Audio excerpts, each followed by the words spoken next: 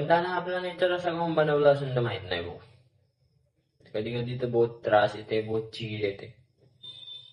आपण प्रत्येक वेळेस नाही का आपल्या जवळच्याची म्हणा किंवा जवळचा आपण नसल तरी आपण मदत करायला मागं पुढं नाही पाहिजे. पण काही वेळेस असं होते ना भाई, आपण ज्याची मदत केला आणि तोच आपल्याला दोन गोष्टी त्यात मदत केला त्यासाठी सुनवत असल तर मग पुरा डोक्यात जाते भाई, हे का नाही. आज तसाच माझ्यासोबत काहीतरी झाला,